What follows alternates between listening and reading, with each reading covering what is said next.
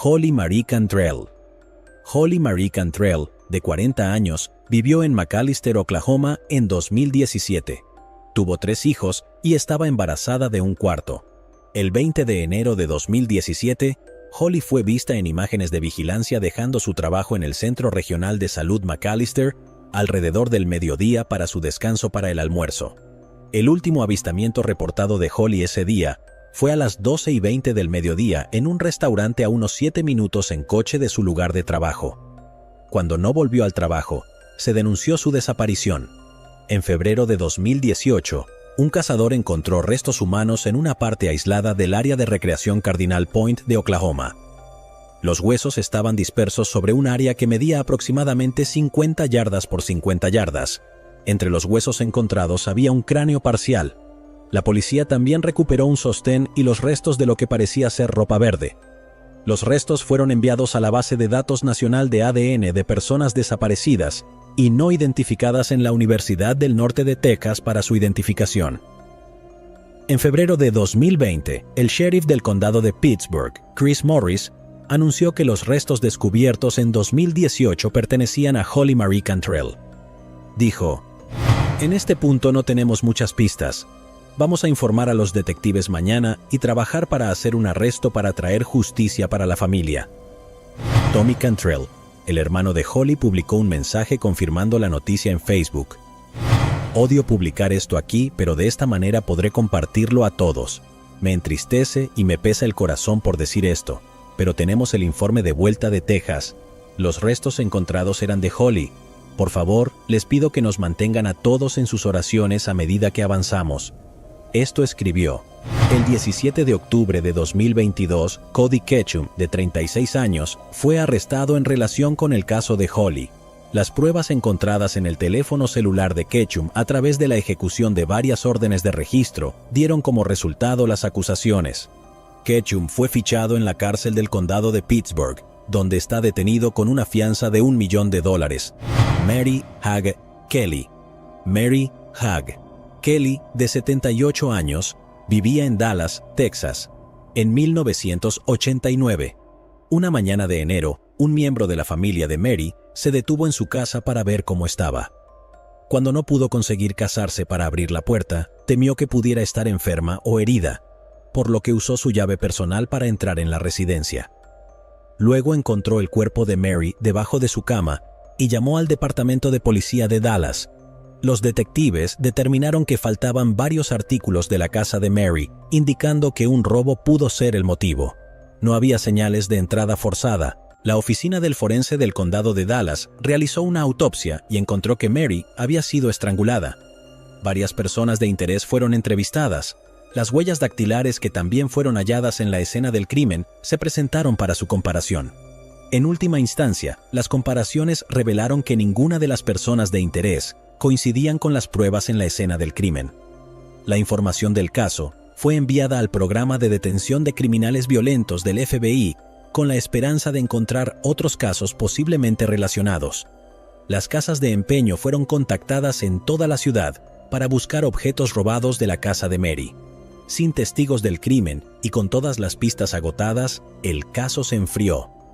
Luego, en noviembre de 2021, la oficina del fiscal de distrito del condado de Dallas se asoció con otra para ver si las pruebas avanzadas de ADN podrían proporcionar ayuda en el caso de 1989. El ADN forense de la escena del crimen fue enviado al laboratorio OTRA. Sus científicos utilizan la secuenciación del genoma de grado forense para desarrollar un perfil genealógico a partir de pruebas de ADN. El equipo interno de genealogía de OTRA utilizó el perfil de ADN para realizar una búsqueda genealógica y pudo producir pistas de investigación que fueron enviadas a la oficina del fiscal del distrito del condado de Dallas. La oficina del fiscal de distrito del condado de Dallas, que trabaja con el departamento de policía de Dallas, continuó la investigación e identificó a David Rojas, de 53 años, como el hombre responsable de matar a Mary Hagg Kelly. Fue identificado el 28 de junio de 2022. Luego, el 22 de julio, Rojas, de 53 años, fue arrestado y acusado de poner fin a su vida. El medio hermano de Rojas vivía al lado de Mary en el momento del crimen. Tenía 20 años en ese entonces. La policía localizó al medio hermano en cuestión y luego usó un paquete de 6 de cerveza Bud Light que descartó para asegurarse de que fuera el ADN de David Rojas el que se encontró en el cuerpo de Kelly. La financiación para las pruebas de ADN de Otra y la investigación genealógica se proporcionó a través de una concesión de la organización The Season of Justice. La financiación de The Season of Justice fue otorgada a Leighton D'Antoni de la oficina del fiscal del condado de Dallas. Leighton D'Antoni tenía esto que decir: trabajar con Otra y la temporada de justicia se convirtió en una obviedad. Los resultados en todo el país hablan por sí mismos. Mi trabajo es perseguir agresivamente la justicia de una manera responsable y ética. A veces, eso requiere que salgamos de los métodos de investigación tradicionales para resolver nuestros casos más difíciles. En los últimos 33 años, innumerables personas han dedicado en cientos de horas de trabajo de investigación sobre el caso frío de Mary Kelly, pero al final del día fue Otra quien resolvió este difícil caso. Otra realizó las pruebas forenses necesarias y pudo dar con esos resultados para trabajar en identificar a nuestro sospechoso. Este caso no se habría resuelto sin ellos. David Rojas está detenido en la cárcel del condado de Dallas con una fianza de $750,000. Annie Pham, de 5 años, vivía en Seaside, California con su familia. Era la menor de 10 hermanos. En la mañana del 21 de enero de 1982, Annie convenció a su madre de que quería caminar las pocas cuadras hasta la escuela sola. Normalmente caminaba a la escuela con su madre, pero en este día en particular, estaba lloviendo y convenció a su madre y a su hermano mayor de que quería ir a la escuela por su cuenta. Nunca llegó a su clase de kindergarten. Su cuerpo fue encontrado en la base militar de Fort Ord por investigadores del ejército 2 días después, a 1 milla de distancia de su escuela primaria, cerca de un campo de tiro. Había sido sofocada y agredida. Los investigadores recogieron ADN masculino de su cuerpo y lo almacenaron para ser utilizado más tarde, cuando la tecnología de ADN era más avanzada. En el año 2020, el Departamento de Policía del Condado de Monterey reabrió el caso de Annie y presentó evidencia para pruebas de ADN. En 2022, se confirmó que Robert John Lenu, de 70 años, fue el hombre responsable de quitarle la vida a Annie. Su ADN coincide con el ADN encontrado dentro de su cuerpo. Era un ex soldado de Fort Ord. Lenu fue arrestado el 7 de julio de 2022 en Nevada y acusado de poner fin a la vida de Annie. El jefe de policía Nicholas Borges dijo: "El tipo es un completo monstruo, es la pesadilla de toda persona. El mundo es un lugar más seguro con este tipo fuera de las calles". Borges dice que Lenu vivía a la vuelta de la esquina de Annie y su familia. Podrías fácilmente lanzar una piedra de su casa a la suya, no hay problema. Él dijo: tenía que ir y conducir por su casa todos los días cuando salía de su casa. Todos los días en la vida de este hombre pasaba por su casa, y no hay manera de que no veas a 10 niños sobre una propiedad todos los días. Él solo vio a su presa cuando pasó. Este tipo nunca estuvo en el radar, dice Borges. Nunca este tipo estaba totalmente escondido a la vista, siempre estuvo allí. Lenu, que vive en Reno, abandonó la zona y pasó más de 20 años en prisión por delitos de agresión. Estaba en la cárcel por una violación de libertad condicional en el momento de su arresto. Borges también dijo: "Me gustaría que hubiera sido capturado antes, porque este tipo siguió con su vida solo para crear acumulación de estragos donde quiera que fuera. Así que nunca en sus sueños más salvajes pensaron que venir aquí y estar en esta linda ciudad, a pesar de que era difícil en ese entonces, daría como resultado la pérdida de su pequeño ángel". La fiscal de distrito del condado de Monterey, Janine Passione, dijo: "Un nuevo tipo de prueba de ADN que no estaba disponible para los investigadores anteriores identificó a Lenu como el sospechoso. El proceso de ADN es una tecnología más nueva, pero no se ha utilizado en una condena penal anteriormente. Esto involucra ADN que no proviene de la raíz de un cabello. Lenu se encuentra actualmente detenido en el estado de Nevada y está a la espera de su extradición a California. Todavía no se ha declarado culpable". Shelia Jones, de 42 años, vivió en Phoenix, Arizona, en 2005. Fue veterana de la Fuerza Aérea de los Estados Unidos. Shelia era conocida por sus amigos como Stevie. Uno de sus amigos cercanos era Danita Green. Danita visitó a Shelia en su casa en en la calle 19 y Glendale Avenues pocos días después de Navidad en 2005. Cuando entró en la casa, se dio cuenta de que parecía que alguien estaba doblado sobre el sofá que llegaba debajo del sofá para algo. La persona no se movió. Era difícil para Danita ver porque no había luces encendidas en la casa. Cuando se acercó, se dio cuenta de que era Shelia quien tenía sus manos atadas a la espalda. Cuando Danita se dio cuenta de que Shelia ya no estaba viva, llamó al 911. Los investigadores encontraron que ambas cajas fuertes de Shelia fueron vaciadas y todos sus cajones fueron sacados. Creían que el crimen probablemente comenzó como un robo antes de que las cosas se intensificaran. Danita se expresó así sobre su amiga. Se podía oír su sonrisa cuando hablaba contigo. Tenía un corazón de oro, era una persona hermosa. Recientemente, en 2022, los investigadores decidieron volver a examinar el caso sin resolver y fueron capaces de recoger el ADN que pertenecía al sospechoso de elementos que estaban en la escena del crimen, lo que llevó a los investigadores a un hombre llamado Latoyi Clinkscale. Fue arrestado en octubre de 2022. Clinkscale fue extraditado de vuelta a Phoenix desde una prisión en Wasco, California, donde estaba cumpliendo condena por otro delito. Danita dijo que no esperaba recibir la llamada diciendo que alguien había sido arrestado en el caso de su amiga. Cuando se muestra una foto de Clinkscale, Danita dijo que nunca lo había visto antes y cree que el crimen fue al azar. Luce como alguien que si alguna vez se le acercaba diciendo que estaba deprimido, pasando por una mala racha, lo que sea, ella no dudaría en ayudar, dice Danita. Willie Butler. Willie Butler, de 65 años, vivía en La Mesa, Texas. Le encantaba jugar al golf y era descrito como un buen hombre de familia. El 10 de agosto de 2009, la hermana de Willie, Dorothy, y sus nietos fueron a la casa de Willie porque no lo habían visto en 2 días. Dorothy encontró la puerta principal cerrada, y cuando nadie vino a la puerta, sus nietos rompieron una ventana para entrar. Dorothy entonces vio a sus nietos volviendo de la casa gritando. Le dijeron que vieron a Willie boca abajo en el suelo. Los agentes de policía que llegaron al lugar confirmaron que Willie había sido abatido en su propia casa. Frustrantemente, a pesar de una investigación exhaustiva, el caso de Willie Butler se enfrió durante muchos años. El 19 de octubre de 2020, el jefe de policía de La Mesa, Josh Peterson, arrestó a Tommy Joe Manuel Jr. de 49 años de edad con relación al caso de Willie. Manuel ya estaba en el centro de detención del condado de Dawson por cargos de narcotráfico. Peterson dice que Manuel se sorprendió y en general negó todo. Peterson también dijo que llegaron a la conclusión de que Manuel era responsable cuando un teniente se encontró con su nombre en un informe, lo que dio lugar a más información, lo que afortunadamente abrió el caso después de todos estos años. Peterson dijo que no podía explicar el posible motivo en este momento, pero dijo que se puso en contacto con la familia de Willie para darles la noticia. Estaban en estado de shock. Podría describirlo diciendo que creo que tenían la mejor actitud.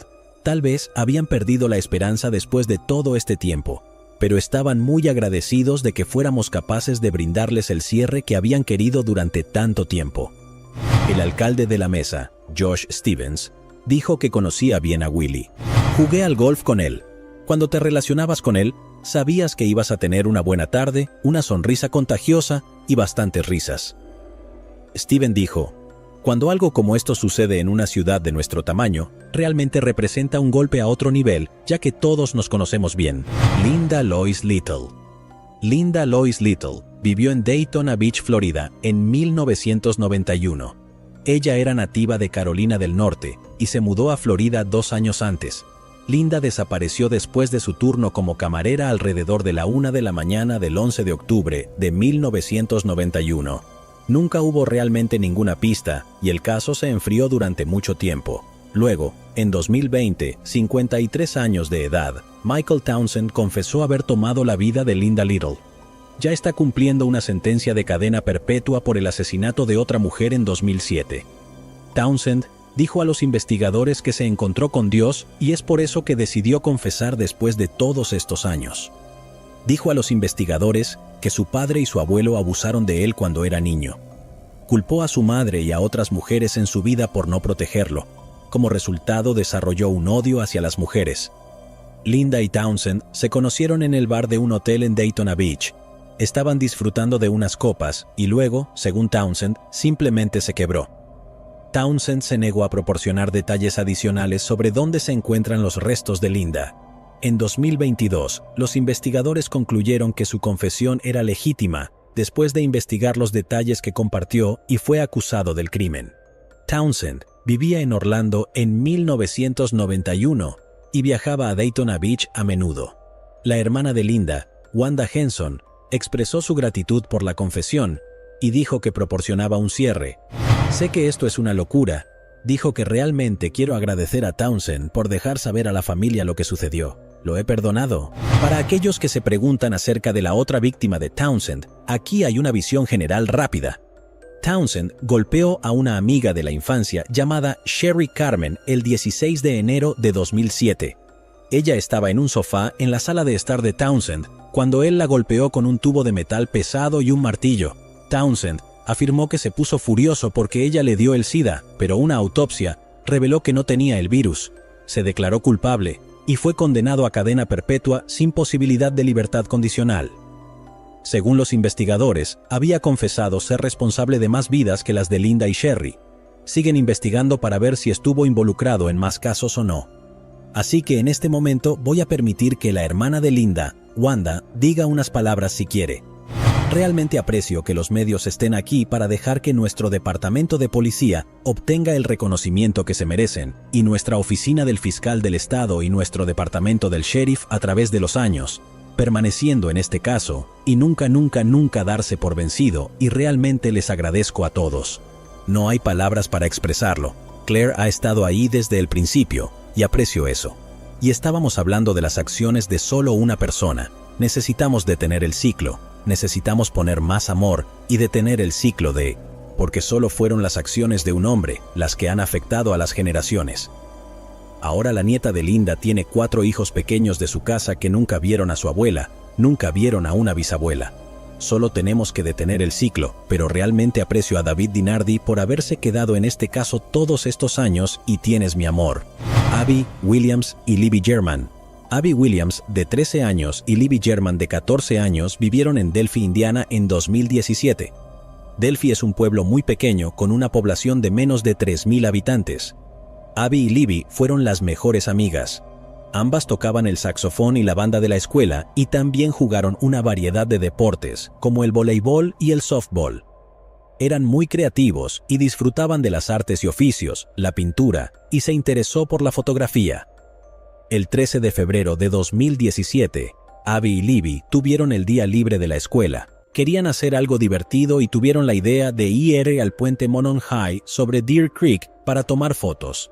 El puente se ha utilizado como telón de fondo para sesiones de fotos de alto nivel, fotos de la boda o simplemente para capturar la belleza de la naturaleza virgen que lo rodea.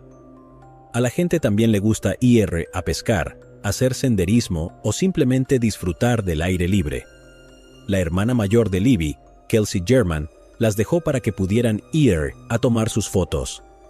A las 2:07 de la tarde, Libby publicó esta foto aquí de Abby caminando en el puente. Después de esto no se volvió a saber de ellas. El padre de Libby llegó al área alrededor de las 3:15 de la tarde, pero no pudo ver a las dos chicas y se preocupó. Inicialmente, las dos familias buscaron a las niñas por su cuenta con la esperanza de que solo habían perdido la noción del tiempo. La policía tuvo que ser llamada y se organizó una búsqueda más grande. Alrededor de la medianoche, la búsqueda se detuvo debido al terreno áspero. A la mañana siguiente, todavía no había señales de Abby o Libby. Los oficiales, las familias y los voluntarios se dividieron en grupos y comenzaron a buscar de nuevo a las 7 de la mañana. Alrededor del mediodía, los cuerpos de la niña fueron encontrados a una media milla del puente Monon High en la orilla norte de Deer Creek. El día después de que fueron encontrados el 15 de febrero de 2017, la Policía Estatal de Indiana publicó fotos de un hombre que fue visto en el puente más o menos al mismo tiempo que las niñas estaban allí y pidió ayuda al público para identificarlo. Las fotos fueron tomadas en el teléfono de Libby y mostraban al hombre no identificado caminando hacia ellas. 7 días después, los investigadores publicaron una grabación de audio de un hombre diciendo «bajando la colina», pidiendo que cualquier persona que pueda identificar la voz se presente. La grabación de audio también se encontró en el teléfono de Libby. Tanto a Abby como a Libby les gustaba True Crime, por lo que se cree que sabían que el hombre era peligroso y lo grabaron para que la policía pudiera usarlo como prueba. En julio de 2017, las autoridades publicaron un boceto de un hombre considerado el principal sospechoso, basado en la imagen en el puente y las descripciones de alguien que, se creía, lo había visto. El boceto compuesto representa a un hombre blanco con una nariz prominente y una barba de chivo, que llevaba una gorra y lo que parece ser un suéter con capucha. La policía dijo que el sospechoso tiene el pelo castaño rojizo, entre 5 pies 6 y 5 pies 10 y pesa entre 180 y 220 libras. Los investigadores estaban convencidos de que el responsable vivía en la zona y que durante una conferencia de prensa dijeron que podría estar en la sala. En abril de 2019, la policía publicó un nuevo boceto. Dijeron que representa con mayor precisión al hombre que se cree que está involucrado en el boceto inicial. Con los años hubo un buen número de personas de interés. El más reciente fue Keegan Kline.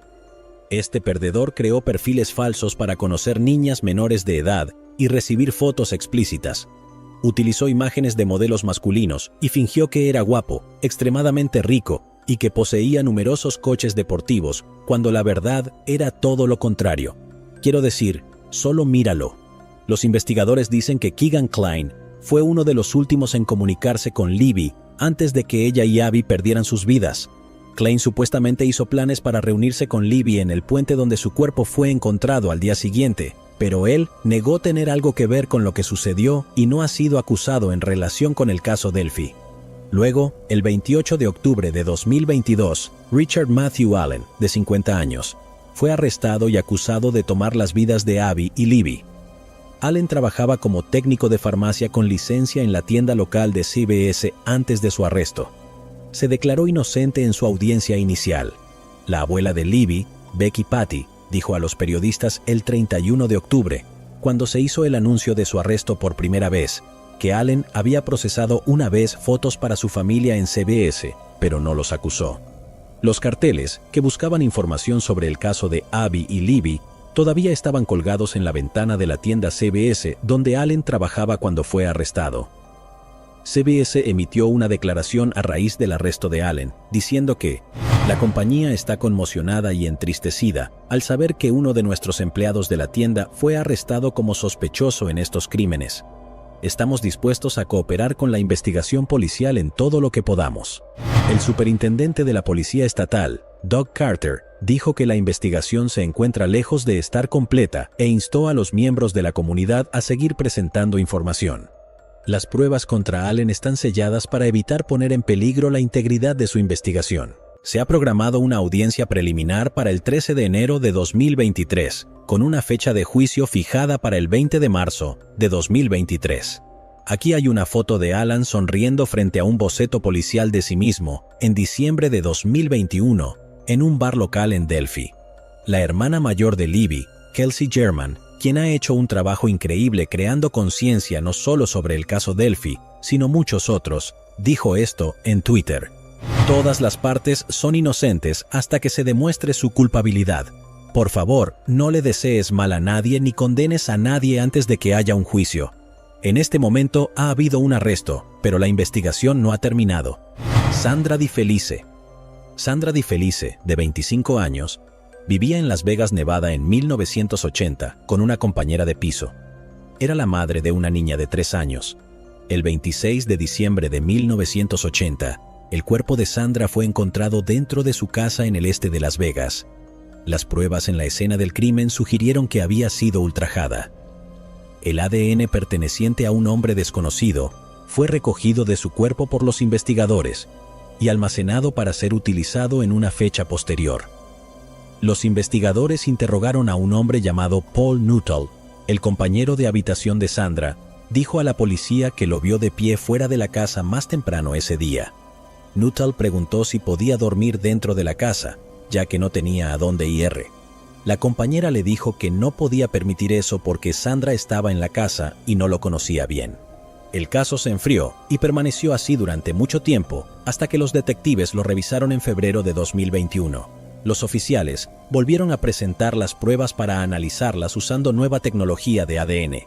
El ADN encontrado bajo las uñas de Sandra coincide con una muestra reciente de Nuttall que los detectives le habían tomado en octubre de 2021. Los oficiales también encontraron un vaso en la casa de Sandra con una huella digital que más tarde descubrieron que coincidió con Nuttall, así como numerosos cabellos negros u oscuros en su estómago. El 31 de octubre de 2022, el Departamento de Policía de Las Vegas anunció que Paul Nuttall, de 64 años, fue arrestado en relación con el caso de Sandra. Nuttall fue reservado en el Centro de Detención del Condado de Clark, en Las Vegas, y debe comparecer ante el tribunal el 2 de noviembre de 2022 para una audiencia sobre sus cargos. Jamie Lynette Jassy. Jamie Lynette Jassy, de 31 años, vivió en Pinon, Arizona, en 2019. Provenía de una pequeña ciudad que formaba parte de la nación Navajo. Jamie trabajaba como asistente de enfermería y salía con Trey James, un miembro de la nación Navajo. Jamie no se presentó al trabajo el 1 de julio de 2019, de modo que 5 días después, y sin rastro de ella, su madre denunció su desaparición. Los investigadores decidieron enfocarse en Trey, el novio de Jamie, y encontraron que tanto ella como él estaban viendo a diferentes personas en la época de su desaparición.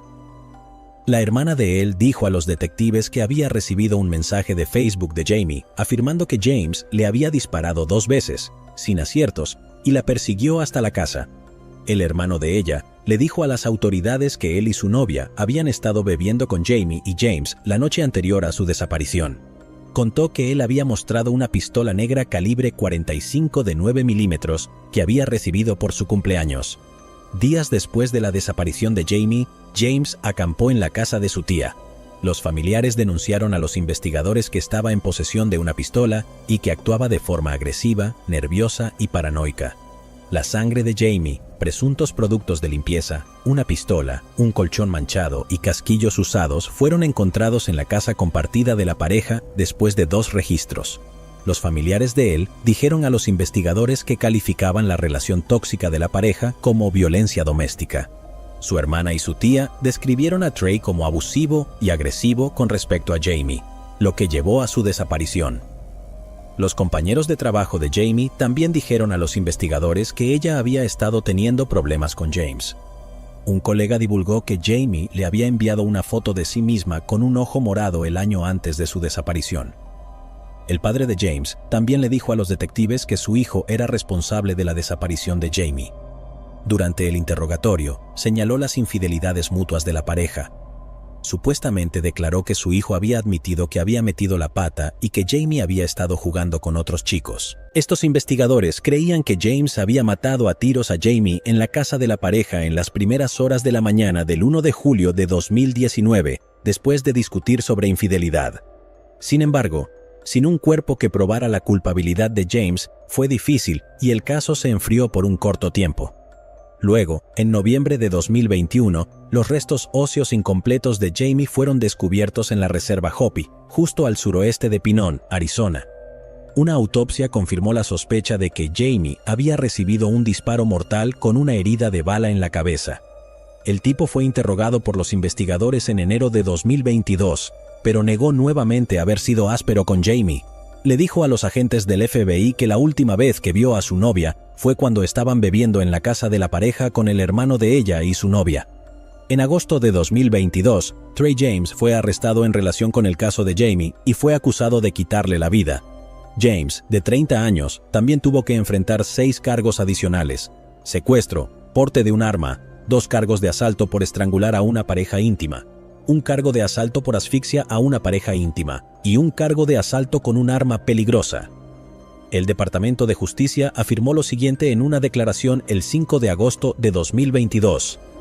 La Oficina del Fiscal de los Estados Unidos para el Distrito de Arizona está comprometida con abordar la violencia persistente sufrida por las familias y comunidades indígenas en el estado de Arizona, incluso colaborando con las naciones tribales para cubrir los importantes problemas de las personas indígenas desaparecidas en los actos de violencia doméstica. El presidente de la nación Navajo, Jonathan Ness, también emitió un comunicado donde declaró: "Seguimos orando por la familia y los amigos de Jamie.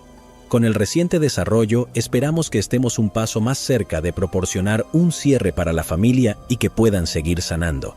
nuestras fuerzas del orden y los investigadores de criminales continúan ofreciendo apoyo al FBI para llevar justicia para Jamie y sus seres queridos. James compareció ante el tribunal para una audiencia de detención el 8 de agosto de 2022.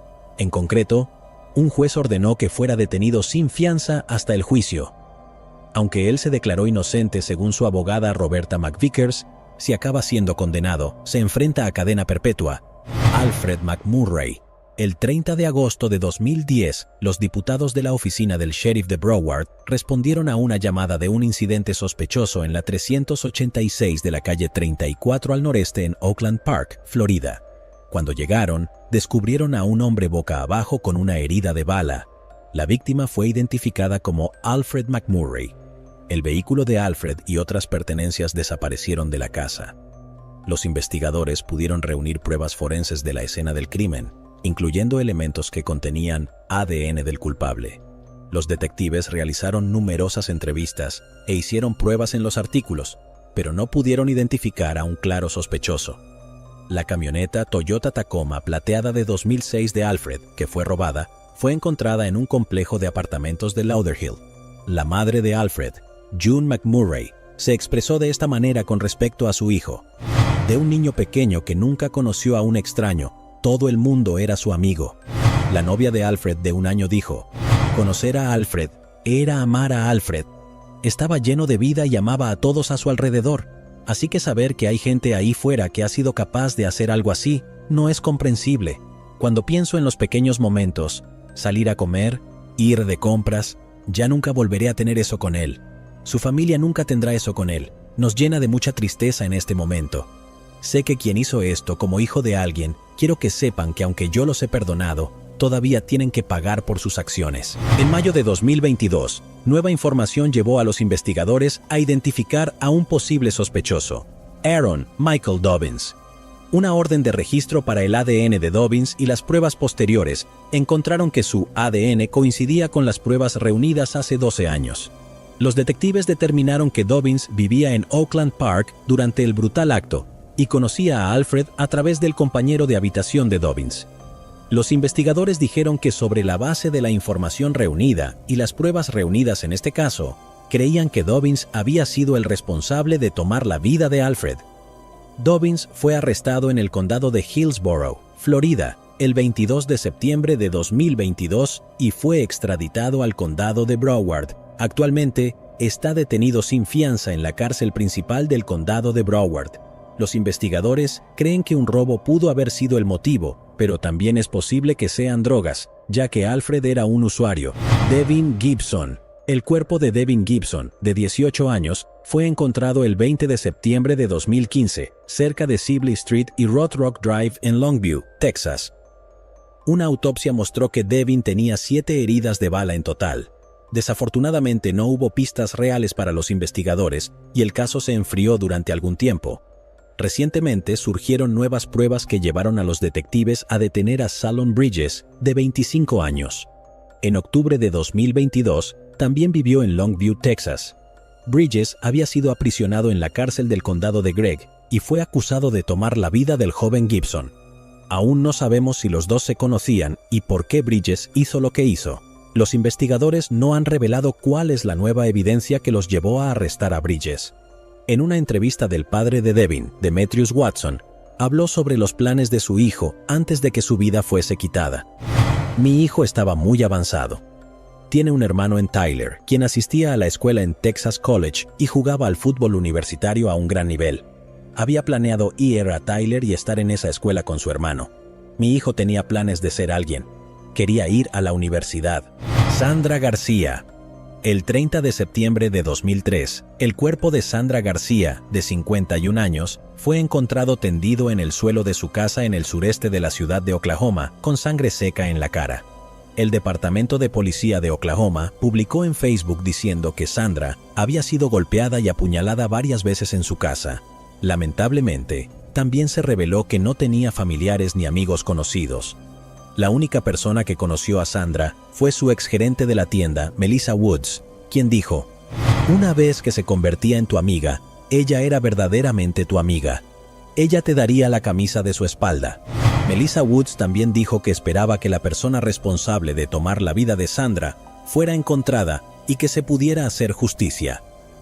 Los investigadores recogieron huellas dactilares en la escena del crimen y elementos con ADN, el cual podría pertenecer al culpable. Desafortunadamente, el Departamento de Policía de la ciudad de Oklahoma no tenía ninguna pista hasta que el caso fue revisado nuevamente en 2017 por la Oficina del Fiscal de Distrito del Condado de Oklahoma y la Unidad de Casos sin resolver del Departamento de Policía de Oklahoma. Gary Knight, que trabaja para el Departamento de Policía, dijo que con las novedades en la tecnología de ADN fueron capaces de hacer avances. Los investigadores descubrieron que la evidencia de ADN se remontaba a dos hombres, Andrew Louis Canaday y David James. Gary Knight explicó que la evidencia de ADN no es el todo ni el final en el caso. Encontramos su ADN en la escena, pero no nos dice exactamente qué papel jugaron en el crimen, aunque pudimos juntar las piezas. No fue hasta una entrevista con Canaday, el 10 de mayo de 2022, que los investigadores obtuvieron suficiente información para presentar cargos. Lo peor es que Canaday ya estaba cumpliendo condena en prisión por otro delito grave de 2018. Fue fichado por 5 cargos de delito grave: conducir intoxicado, posesión de sustancias peligrosas, falta de seguro, obstruir a un oficial y conducir con una licencia que había sido revocada. Canaday tiene una larga historia de entrar y salir de la sala aparte de estos cargos. Janes, por otro lado, se quitó la vida en Dallas, Texas, en septiembre de 2004. Gary Knight dijo que suponen que James fue quien tomó la vida de Sandra y Canaday era un accesorio.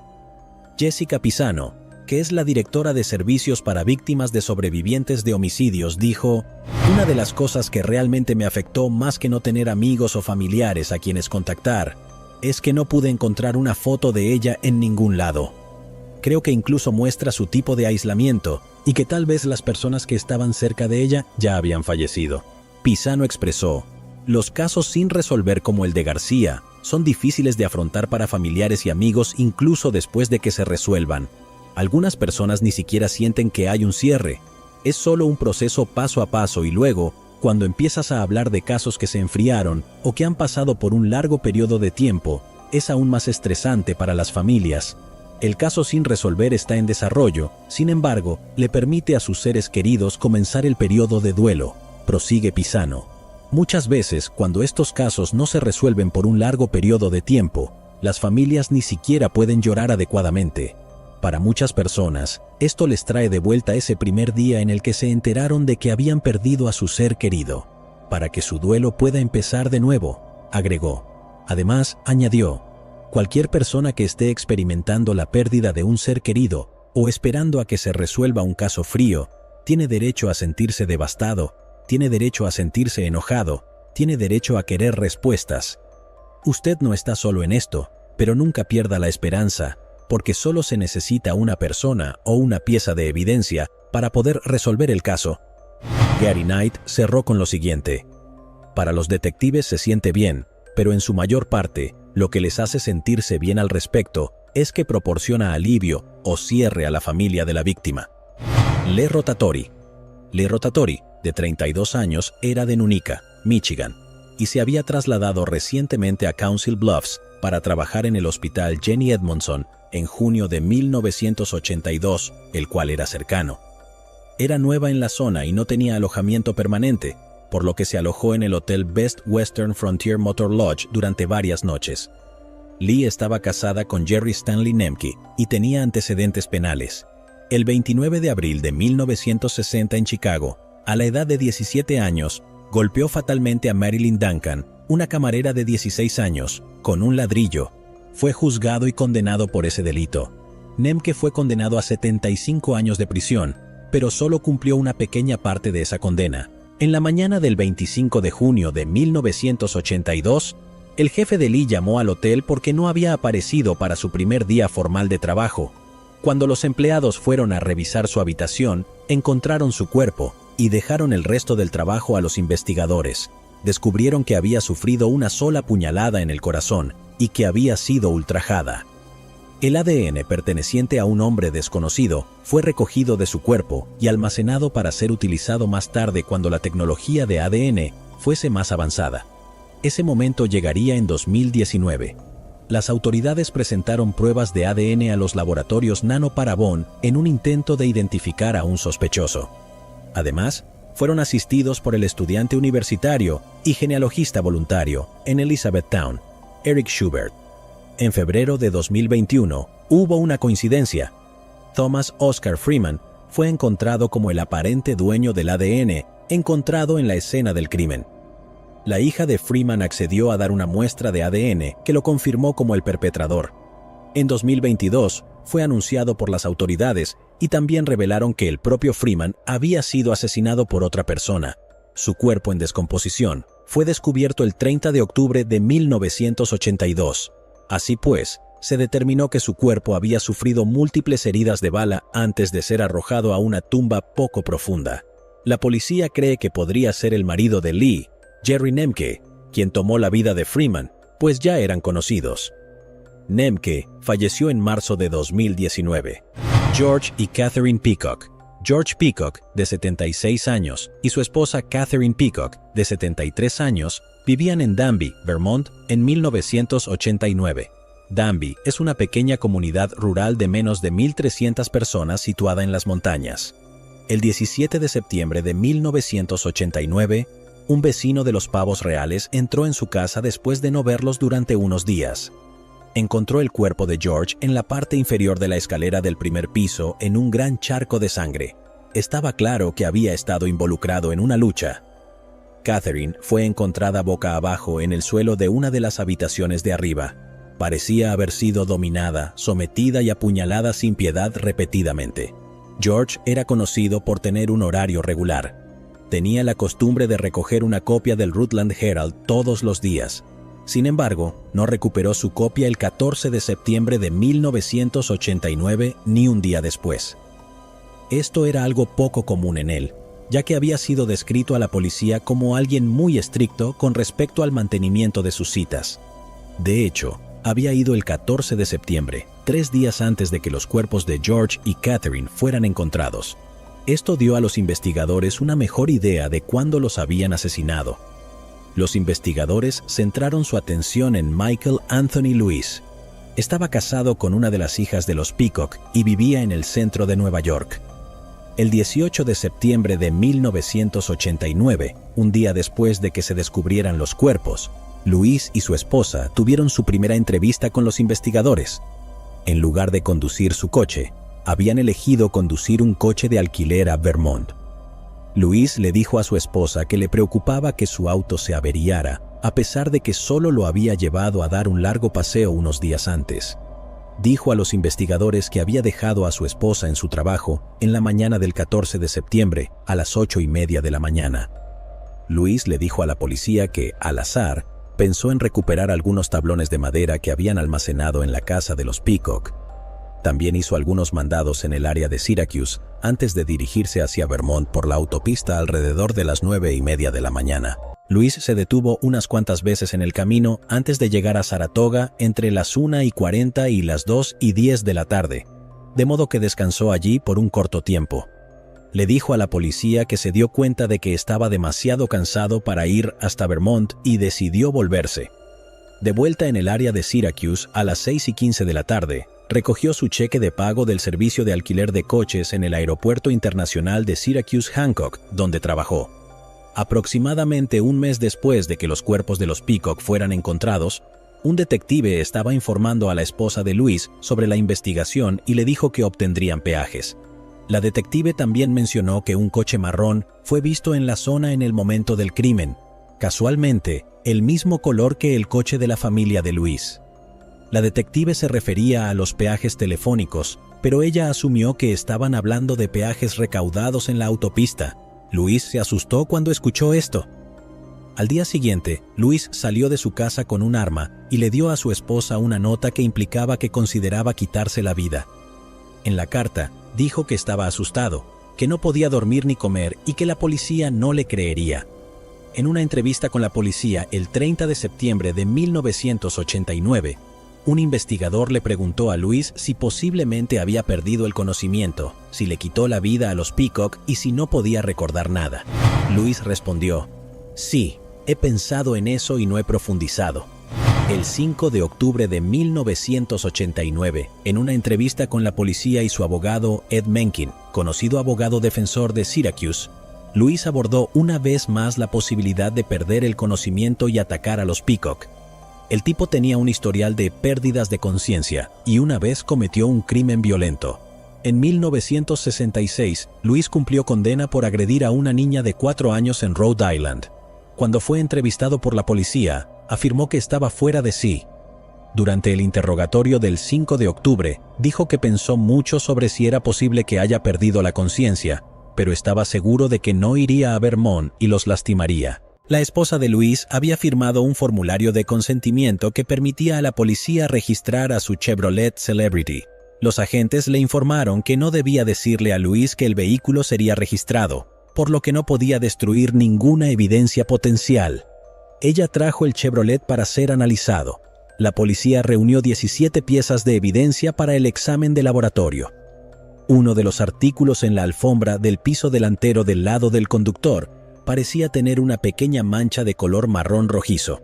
El laboratorio de la Policía Estatal de Vermont confirmó que el lugar era un pequeño depósito de sangre.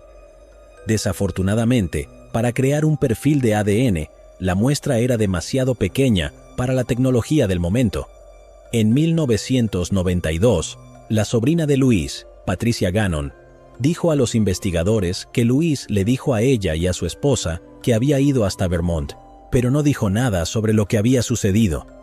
En mayo de 2020, 2 detectives con la Policía Estatal de Vermont comenzaron a revisar de nuevo el caso sin resolver. Los detectives volvieron a presentar varias pruebas físicas al laboratorio forense, con la esperanza de que los avances en pruebas y tecnología pudieran resolver el misterio. Una de las pruebas que presentaron era de la alfombra del piso delantero del lado del conductor del Chevrolet Celebrity marrón de Louise. Como el químico estaba examinando la estera del suelo, observó que la sangre había sido extraída y la nueva prueba de la zona no dio resultados. El químico investigó los archivos de los casos y descubrió que la mancha fue removida durante una ronda anterior de pruebas de ADN en el año 2000. Por suerte, un extracto de ADN de la muestra fue preservado en un paquete de papel de aluminio y el congelador permanente de pruebas dentro del laboratorio de Vermont. El químico presentó el extracto de ADN para su revisión el 14 de mayo de 2020. El 19 de octubre del mismo año, los investigadores recibieron informes del laboratorio forense. Concretamente, el reporte reveló que la sangre en la alfombra del piso era una mezcla de al menos 2 individuos.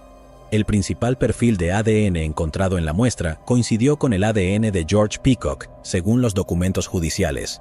Se determinó que el otro ADN de la mezcla era inadecuado para la interpretación. Durante los siguientes 2 años, los detectives volvieron a interrogar a varias personas relacionadas a la investigación, entre ellas la esposa de Louise y su sobrina. Después de todas las pruebas recopiladas, tanto circunstanciales como físicas, los detectives presentaron su probable causa de declaración jurada y solicitaron una orden de arresto para Louise el 11 de octubre de 2022. Michael Anthony Louise fue arrestado 2 días después en su casa en Helena, Nueva York, y acusado de arrebatar las vidas de George y Catherine Peacock. Fue detenido en el Centro de Justicia del Condado de Onondaga y fue procesado en Syracuse. Luego, el 14 de octubre, compareció ante el tribunal con su nuevo abogado defensor Charles Keller para una audiencia de extradición. Louise fue llevado a la corte en una silla de ruedas. Durante la audiencia, consintió ser extraditado a Vermont. Los investigadores en Vermont tuvieron 2 semanas para llevar a cabo la extradición antes de que Louise pudiera apelar para ser liberado. Keller le dijo al tribunal que Louise estaba ansioso por ser extraditado lo antes posible, para poder impugnar las acusaciones en su contra. A pesar de los atroces detalles en los documentos de la corte que conforman su caso, la policía no aborda un misterio mayor. ¿Por qué se le quitó la vida a la pareja? Todavía tiene fe en que Louise confiese y revele por qué hizo lo que hizo. Francisca Perea Domínguez. Francesca Perea Domínguez, de 42 años, vivió en Aurora, Colorado en 2006. Vivía en un apartamento con una compañera de piso. El 1 de julio de 2006, los amigos de Francisca encontraron su cuerpo tumbado sobre su espalda en el piso del dormitorio de su apartamento. Había sido apuñalada en el abdomen y ultrajada. Una vecina de Francisca le dijo a la policía que había oído muchos golpes y correteos por el apartamento encima de ella. Ella dijo que parecía que Francisca y su compañero de cuarto estaban luchando o forcejeando. El compañero de cuarto fue identificado como Salvador Hernández Morales. El vecino dijo que Hernández Morales salió de su apartamento alrededor de la 1 de la tarde. La policía localizó a su empleador y se enteró de que no se había presentado a trabajar poco después de que se encontró el cuerpo de Francisca. Los investigadores comenzaron a creer que había huido a su país natal, México. Los investigadores recogieron ADN perteneciente a un hombre desconocido del cuerpo de Francisca. También recogieron artículos que pertenecían a Hernández Morales del apartamento. En 2021, se utilizó el cepillo de dientes Hernández Morales para crear un perfil de ADN para él. Luego se comparó con el ADN masculino encontrado dentro del cuerpo de Francesca. En octubre de 2022, se confirmó que Salvador Hernández Morales es el hombre responsable de quitarle la vida a Francisca Perea Domínguez. Los investigadores creen que todavía vive en México. Están pidiendo la ayuda del público para darles lugares específicos, para que pueda ser extraditado. El detective de casos sin resolver del Departamento de Policía de Aurora, Jason McDonald, dijo: "Nuestro lema de casos sin resolver es que nunca lo olvidaremos. Nunca dejaremos de intentar resolver estos casos. Los casos sin resolver son los más difíciles. Era una cuestión de evidencia de ADN y elementos que necesitaban ser analizados que no lo habían sido previamente. Identificar esos artículos y llevarlos a la Oficina de Investigación de Colorado es lo que llevó a identificar al compañero de cuarto como sospechoso". Gloria Hansel. Gloria Hansel, de 69 años, vivía en Gary, Indiana, en 1994. Era viuda y vivía sola en su residencia de la calle Buchanan. Gloria dependía de una máquina de oxígeno en casa debido a su mala salud. El 17 de junio de 1994, un miembro de la familia visitó a Gloria. El familiar entró en su casa. Encontraron el cuerpo de Gloria. Un cable de corriente de un ventilador de caja estaba atado alrededor de su cuello. Una autopsia reveló que Gloria también había sido ultrajada. Los investigadores fueron capaces de recoger ADN masculino de su cuerpo. Durante años, el caso de Gloria quedó sin resolver. Durante una nueva mirada en 2020, el equipo de investigación de respuesta pandillera del FBI contó con la ayuda del Laboratorio Regional de Lowell de la Policía Estatal de Indiana para analizar el ADN del sospechoso recogido en la escena del crimen en 1994. Investigación de ADN de Gerald Lynn Smith, de 60 años, vivía cerca de Gloria cuando se cometió el crimen. Un testigo que se presentó afirmó que Smith visitó a Gloria en al menos 2 ocasiones en la semana anterior a su fallecimiento. El testigo declaró en una ocasión que Smith le preguntó a Gloria si podía cortar su hierba por dinero, pero ella rechazó su oferta. En otra ocasión, Gloria le dijo al testigo que Smith tuvo un acercamiento no deseado hacia ella dentro de su casa que la hizo sentir incómoda cuando trató de besarla en el cuello. Cuando fue entrevistado por los investigadores del Centro de Rehabilitación Madisonville, Kentucky, Smith negó cualquier participación. El 30 de septiembre de 2022, Smith fue arrestado y acusado de quitarle la vida a Gloria. El FBI reconoció el trabajo de varias agencias policiales, incluyendo el Departamento de Policía de Gary, la Unidad de Escena del Crimen del Departamento de la Policía del Condado de Lake y funcionarios del Condado de Hopkins, en Kentucky. Smith aún no se ha declarado culpable. Tenía 32 años cuando ocurrió el crimen. Renee y Andrew McRae. Renee McRae, de 36 años, vivía en Inverness, Escocia, en 1976. Estaba casada con Gordon McRae, aunque ambos estaban separados. Renee tenía 2 hijos, Gordon de 9 años y Andrew de 3 años. Además, era descrita como una madre devota. El 12 de noviembre de 1976, Renee dejó su casa con sus 2 hijos. Dejó a Gordon en la casa de su marido y después de eso, giró hacia el sur en la A9, que es una carretera importante en Escocia. El plan aparente era visitar a su hermana en Kilmarnock. Esa fue la última vez que Renee y su hijo Andrew fueron vistos vivos. Más tarde esa misma noche, un conductor de tren vio el BMW de Renee en llamas en un lugar aislado. Cuando la policía llegó a la escena del vehículo, este estaba carbonizado y vacío. A un lado había una alfombra manchada con sangre que coincidía con el tipo de sangre de Renee. Lo que siguió entonces fue una extensa investigación. La desaparición de Renee y Andrew se hizo notoria en Escocia.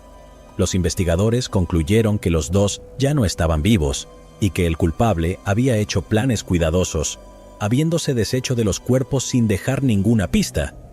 Los testigos de la A9 informaron haber visto a un hombre arrastrando algo que pensaban que era una oveja no lejos de donde se encontró el coche. Curiosamente, se informó que Renee llevaba un abrigo de piel de oveja cuando desapareció. Mientras la policía investigaba, se hizo evidente que la vida personal de Renee no era sencilla. En 1971, sin el conocimiento de su marido Gordon, Renee comenzó a tener una aventura con William McDowell. William trabajó para Gordon McRae como contador y secretario de la compañía. Estaba casado y tenía 2 hijos. Nadie sabía de la aventura excepto la mejor amiga de Renee, Valerie Stevenson. Valerie reveló que Renee no había estado planeando visitar a su hermana esa noche, pero tenía la intención de viajar a Perthshire para visitar a William McDowell. Los investigadores también se enteraron de que el padre de Andrew, el hijo menor de Renee, era McDowell y no su marido, Gordon McRae. Renee había confiado por primera vez a su amiga Valerie sobre su conducción de una aventura en la primavera de 1973, cuando se había quedado embarazada de Andrew. William McDowell admitió su aventura, pero no ha hablado del caso desde entonces, excepto para negar cualquier implicación. La revelación del asunto de Renee de 4 años llevó a los investigadores a admitir que el caso estaba sumido en un mar de engaños y falsedad desde el principio. El detective sargento John Cathcart coordinó la búsqueda y después de 8 meses tuvo un gran avance. Mientras excavaban la cantera de Dalmagarry, fue impactado por un fuerte hedor después de quitar una capa de tierra vegetal. Estaba convencido de que era una señal de los cadáveres, así que continuó cavando. Desafortunadamente, no pudo encontrar nada concluyente, y el caso se enfrió. En 2004, los investigadores decidieron volver a examinar un documento que despertó un renovado interés en el caso en toda Escocia. También en 2004, el jefe de policía Ian Latimer lanzó una revisión de casos sin resolver, lo que implicó un gasto de 122.000 libras que se invirtieron en una excavación de la cantera de Dalmagarry.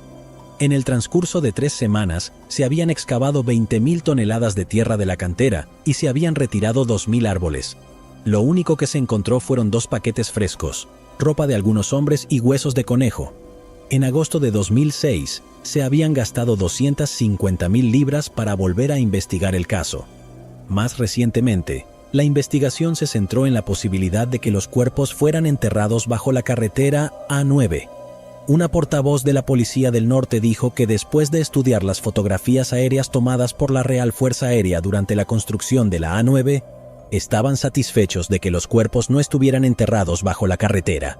En septiembre de 2019, detectives del equipo de investigación principal de la policía escocesa arrestaron a William McDowell, de 77 años, en relación con el caso. En noviembre de 2021, McDowell, que para ese entonces tenía 80 años, fue declarado apto para ser juzgado en Inverness en 2022.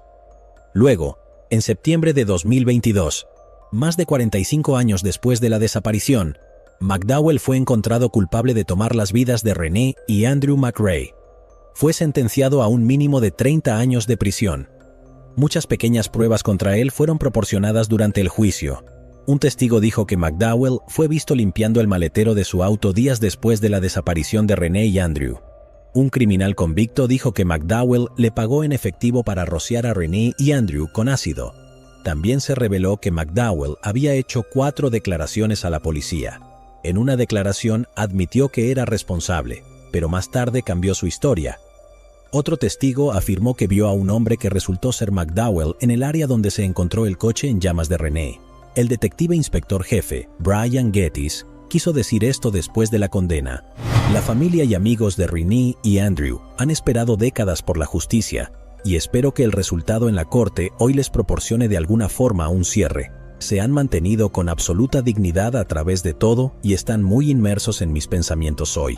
¿Pero acaso no has visto este otro crimen? Yo no me lo perdería, ¿eh?